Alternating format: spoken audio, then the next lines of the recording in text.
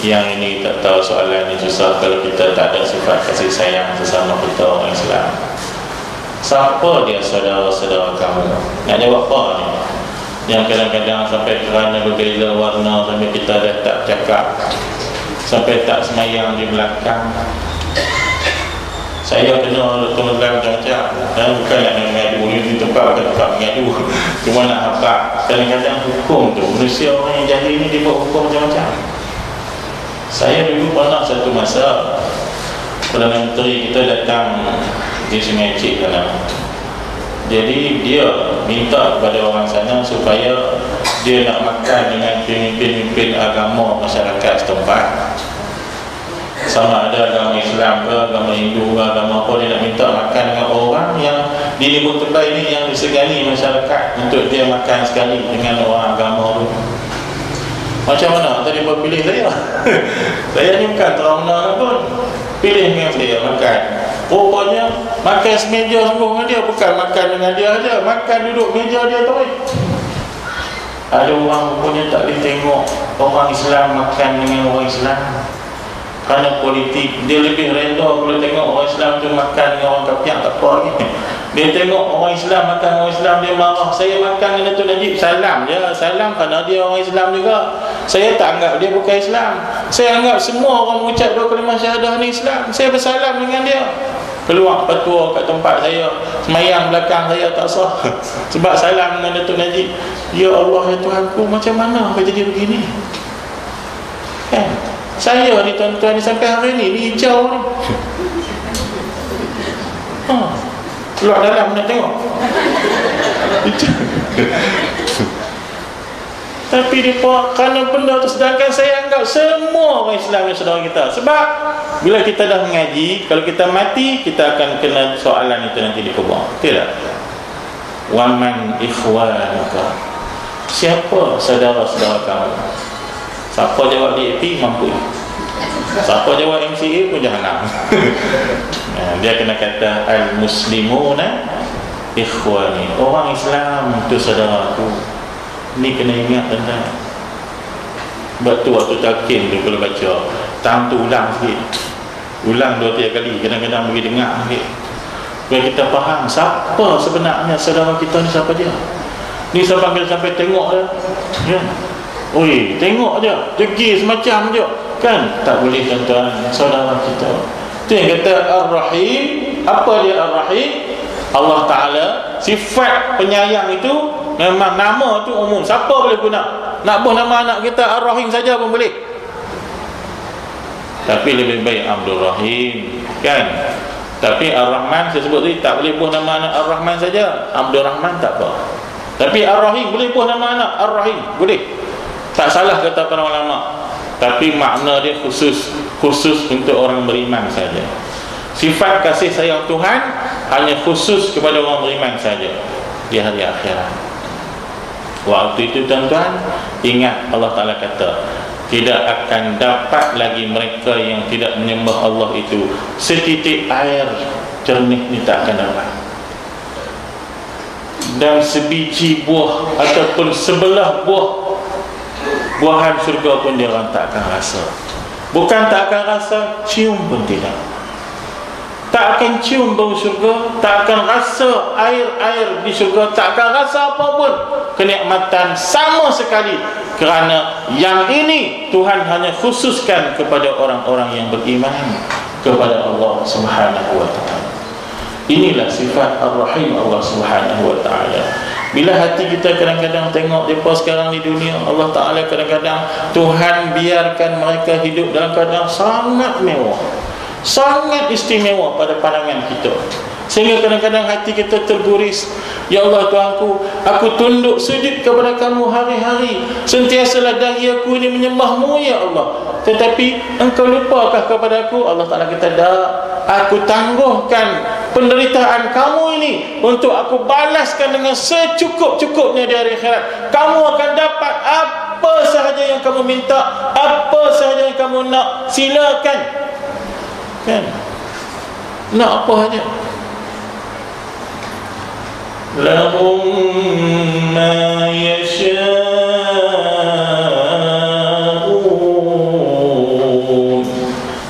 sebut Al-Quran, bagi mereka dalam syurga nanti ma yasha'un, apa saja yang mereka nak, apa saja yang kita nak.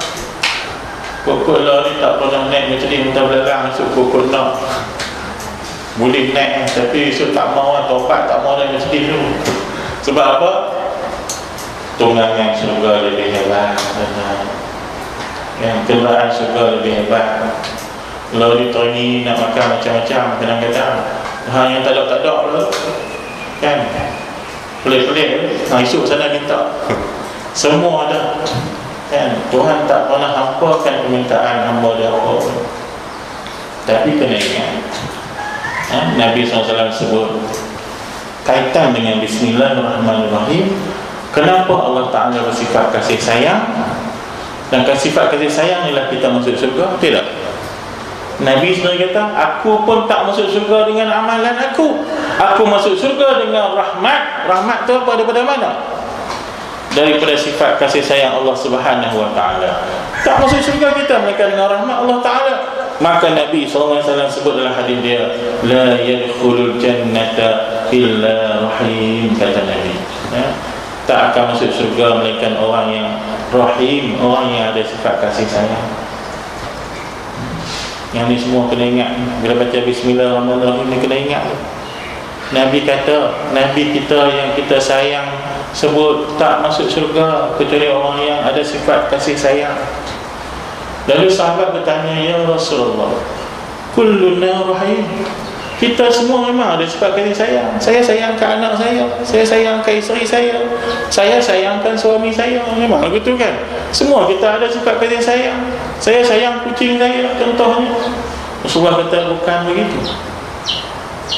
Hatta yarhaman nasa jami'a, sehinggalah dia ada sifat kasih sayang kepada seluruh orang, barulah yang dinamakan itu kasih sayang. Terutamanya orang-orang sesama saudara kita seagama. Sebab itu tak boleh doakan keburukan pada saudara seagama kita, tuan-tuan dan puan sekalian. Ingat benda ni Tuhan pandang ringan ke? Kita pandang ringan, tapi Allah Ta'ala pandang benda tu berat. Kan kena ada sifat kasih sayang bersama kita, tuan-tuan dan puan sekalian. Kalau tidak, Nabi dah kata tak masuk syurga, kita nak kata apa? Nak masuk juga. Nabi kata hampa tak boleh masuk syurga kalau tak ada sifat kasih sayang sesama kita. Sebab itu pandanglah semua saudara kita Islam ni dengan pandangan kasih sayang. Kalau dia salah, kita doakan. Kalau dia silap, kita doakan. Kita cakap, kita tegur, nasihat dengan yang baik. Bukan kita hina, bukan kita maki hamun, bukan kita sumpah dia, bukan kita keluarkan dia daripada agama kita. Yang ini tidak diajar oleh Nabi kita SAW.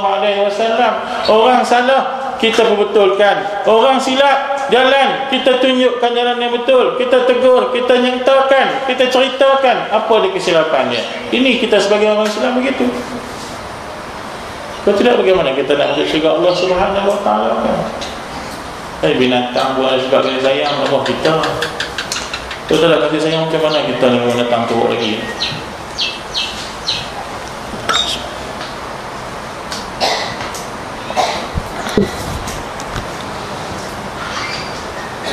Ada sejam ni lah. Sedang hadirin dan hadirat Allah sekalian, saya jumpa dalam tafsir Al-Kabir Imam Fakhruddin Ar-Razi,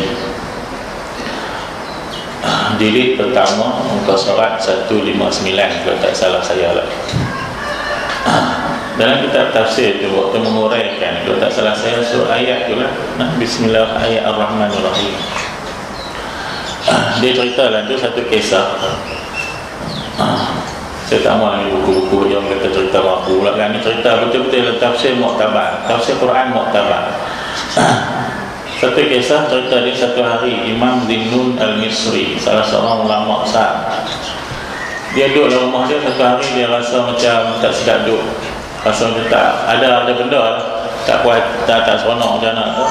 Maka dia keluar dari rumah dia, pergi jalan sikit keluar dari rumah. Bila keluar dari rumah dia, satu dia terpandang seekor kalajengking. berjalan laju, bergegah-gegah. Macam kita nampak pun tahu kalau orang berjalan biasa dengan berjalan bergegah-gegah ni, kita tengok pun tahu binatang sebab tu juga. Dia tengok kalau jengking tu macam bergegah-gegah berjalan dia. Sebab apa kan? Selalunya kalau jengking dia lah relax je. Dia pun ikut kalau jengking tersebut. Ni cerita ni dalam kitab tafsir tuan. Tiba-tiba kalau jengking tu pergi ke sungai ni. Sampai ke tebing sungai tu, ada seekor katak tumbuh di tebing sungai tu. Kalau jengking naik ke belakang katak. Kemudian katak tu bawa kalau jengking tu berenang atas sungai, di sungai tu. Dia nak tahu apa kesudahan dia. Dia tak naik lah atas belakang katak tu kan. Dia naik sampan lah. Dia naik sampan ikut. Tengok sampai ke hujung balik sana sungai tu, ikut sampai balik sana sungai tu, katak bawa kala jengking. Pernah jumpa? Saya tobat tak nak tengok lagi. Tobat lahum tak nak tengok lagi. Kan? Bawa sampai lintas sungai, sampai tebing sungai, katak ni jadi feri ni. Maka dia lepas kala jengking, turun kala jengking tu, laju lagi bergagah-gagah. Dia pun pergi tengok, rupanya di hujung sana dia kata ada satu pokok rindang, ada seorang budak kecil tidur di bawah pokok tersebut. Tidur lena atas kayu tu, atas pokok tu. Di pokok tu ada seekor ular berbisa datang nak patuk budak tu. Elok ngam-ngam je, elok ular tu sampai, kalau jengking pun sampai. Kalau jengking ni patuk sengat ular tersebut, maka ular tu tak jadi patuk budak tersebut, maka berlawanlah di antara ular dengan kalajengking ni. Tuan-tuan, lawan hang sengat aku patuk orang semua, akhirnya mati dua-dua. Ular mati, kalajengking mati. Kenapa tuan-tuan?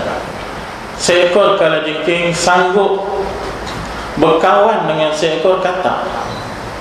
Binatang sama binatang yang tidak ada akal untuk menyelamatkan nyawa seorang manusia. Ini dia rahmat Allah Subhanahu wa ta'ala. Tapi kita sanggup kerana gilakan puasa, berpakat dengan orang bukan Islam, menjahanamkan bangsa sendiri, menjahanamkan agama sendiri. Sanggup kerana sesuatu benda yang kecil, sanggup kita bergaduh sesama sendiri. Sedangkan binatang kerana sayangkan seorang manusia, seorang hamba Allah Ta'ala, sanggup menggadaikan nyawa. Inilah yang tibar yang kita patut ambil daripada kisah ini, tuan-tuan dan puan sekalian. Ada dua cerita dalam kitab itu. Satu lagi cerita seorang ulama juga, Ibrahim bin Adham, kalau tak silap saya. Waktu dia pergi memburu, dia selepas memburu, dia letih lapar, dia nak makan, dia hidangkan roti dia. Tiba-tiba nak ambil roti itu, seekor burung gagak datang sambat roti dia. Dalam kitab tu juga. Dia jangan nak bawa kitab tu, lagi berat nak beg tu, kan, nak tunjuk aja. Kan? Maka dia terbangkan roti tu. Ni raja ni, roti tengah nak makan, orang ambil marah oh. Kan? Kita pun kalau kita nak makan, nak sambat, orang main sambat ambil marah juga. Dia geram kat burung tu, dia ikut. Tak apa, dapat aku panah ni. Dia ikut sampai masuk ke dalam hutan. Ikut burung terbang bawa roti. Dia tak makan, dia bawa tu sampai ke dalam hutan sana. Maka akhirnya burung tu berhenti di satu hingga bertenggek di atas satu dahan pokok yang besar. Dia berhenti, dia ikut lagi. Tiba-tiba burung tu turun ke bawah. Di padu pokok tu ada seorang lelaki, terikat badan dia di pokok tu, diikat sampai tak boleh buat apa, tangan tak bergerak, apa tak boleh bergerak. Burung tu datang suapkan roti tu di mulut orang tersebut. Ya Allah, betapa kasih sayangnya Tuhan kepada hamba dia, sanggup hantar binatang yang tak tahu apa untuk tolong seorang manusia. Tapi kita ni bergaduh sama kita, perang sama kita, berbenci sama kita, tidak ada sifat kasih sayang sama kita. Kan? Kita tak tahu kadang-kadang sebahagian besar binatang yang Allah telah ciptakan ini untuk menolong kita, mendoakan kebaikan kepada kita hari-hari. Kan? Tapi kita lupa sesama kita juga, kita tidak ada sifat-sifat ini. Dan benda ni kena patut kita ambil jadikan iktibar kita. Kan? Benda ni yang diceritakan itu oleh para ulama, dan bukan cerita dongeng, cerita benar. Yang kata sifat kasih sayang itu perlu ada pada kita, dan perlu kita hayati waktu kita membaca Bismillahirrahmanirrahim. Maka ketika itulah barulah Nabi kata, berkatlah hidup kita, berkatlah kerja kita, berkatlah umur kita, berkatlah masa kita dengan membaca Bismillahirrahmanirrahim. Yang kalau tak baca aqta', Nabi kata, terputuslah keberkatan amalan kita, hidup kita, kerja buat kita, dan juga ada cacat celanya di sana. Bila kita tidak memahami apa yang disuruh oleh Nabi SAW supaya kita amalkan dalam kehidupan kita Bismillahirrahmanirrahim tersebut.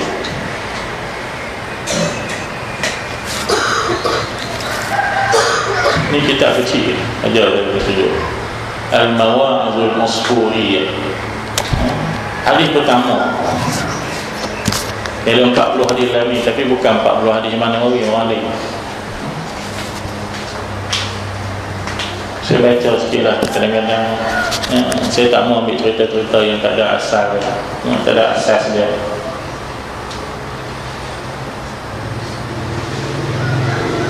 Hikayah dia kata dari An Umar radhiyallahu ta'ala anhu, kana yamshi fi sukakil Madinah fara'a sabiyyan kana fi yadihi usfur wa kana yal'abu bihi, farahima Umar dhalika al-usfur fashtaraahu min as-sabiyyi fa'ataqahu falamma tuwfiya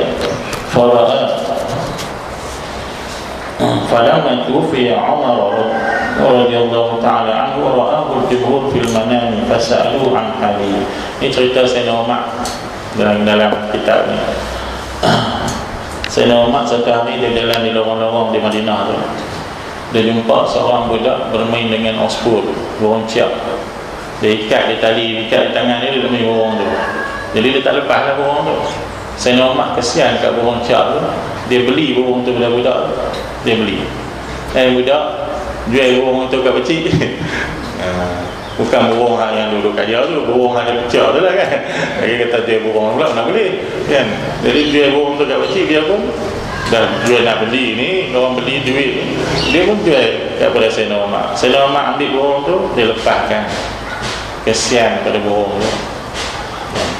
Maka cerita bila Sayyidina Umar wafat, ialah kita tahu dia wafat kena bunuh dengan Abu Lu'lu'ah.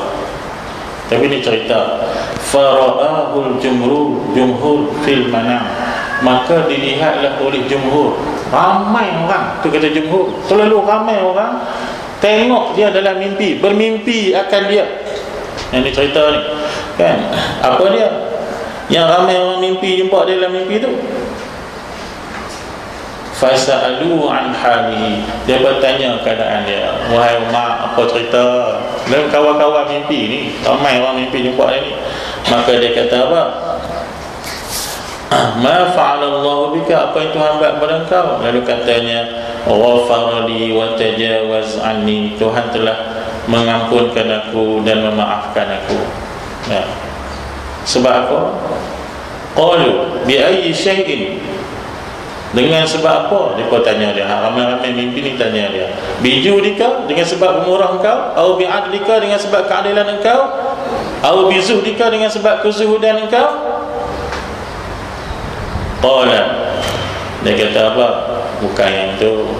Dia kata, lamma wada'tumuni fil qabr, manakala kamu telah letakkan aku dalam kubur, wasatartumuni biturab, dan kamu telah timbuskan aku dengan, tutup aku dengan tanah, wa taraktumuni wahidan, dan kamu tinggalkan aku berseorangan, fadakhala alayya malakani, datang kepada aku dua malaikat, kata Sayyidina Umar. Ni dalam mimpi yang dilihat, dimimpi oleh ramai orang. Datang dua malaikat kepada aku,